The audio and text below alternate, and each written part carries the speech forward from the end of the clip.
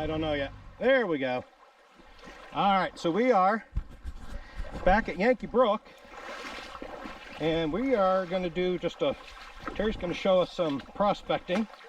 Not that Maine is known for its gold, but all right. So, whoa, it is very slimy, slippery here. Yes, it is very. Thanks for the warning. All right, Mr. Harper. Okay, so actually there is gold in Maine. Down near, for instance, western Maine, the Swift River, down near Byron in that area. There's also supposedly gold up on the Aroostook River at the upper end. Gold Brook near Eustis. Well, that's obviously named for a reason. I don't believe it. You don't believe it. All right.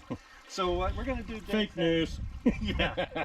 So when I got into gold panning, the box said that I could find an ounce a day. And how much is an ounce of gold right now?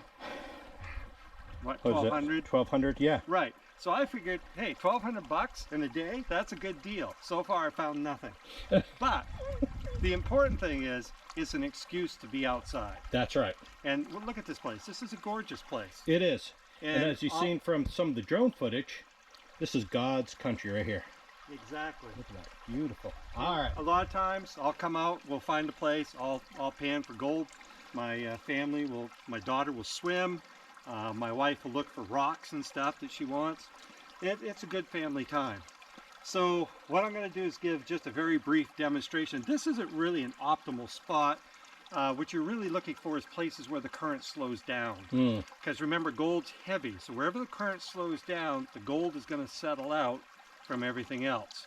Usually the inside of bends because the current speeds up on the outside.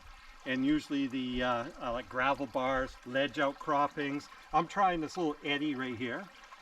You also want a place that kind of has quite a bit of quartz. There's not a lot of quartz here. No, there's a little bit. Like I got a good chunk there. And... So yep. I just use plastic pans. These are from Garrett, I believe. And I've got a pan. I've got a classifier. What I do is the very first thing is I've got to dig some material. So I lay the classifier in there. I've got my former German military shovel, folding shovel. And I'll just stand up here and try not to take a digger. And what I'm going to do is I'm just going to dig some material out from around this rock. And I'm going to throw it into the classifier, a few shovelfuls. There we go. Set that down. Now what I'm going to do is I'm just trying to sort out the big stuff. Try to get down to the fines. So I'm just going to swish this around, trying to get the fines down into the pan.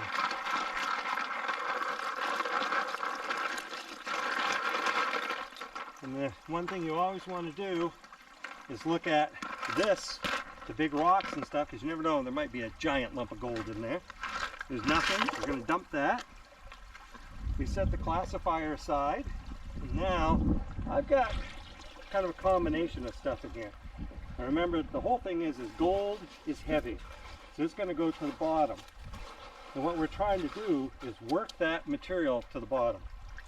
So I'm going to kind of jiggle this a little bit, try to get that heavier material down, the gold and the magnetite, and then I'll wash it. And you can see some of the lighter materials coming off the pan right down there. And then I'm going to give it a little more jiggle.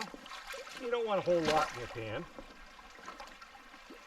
You can see that lighter material just sloughing off, just leaving some more fines. And I'm going to go through, I'm just going to pick out some of the big stuff, being careful to rinse it off a little bit in the water. I'm going to mix this up a little bit, try to, again, the whole idea is to settle it down. You want that heavy material at the bottom of the pan, right in the crease. And I'm just going to keep working it. See that right there? And then I settle it back down again. And I'm kind of doing this one a little fast because we're on film. Settle it down. Settle it down some more. I want those ridges, that pan, to work for me. I'm just washing that fine material out.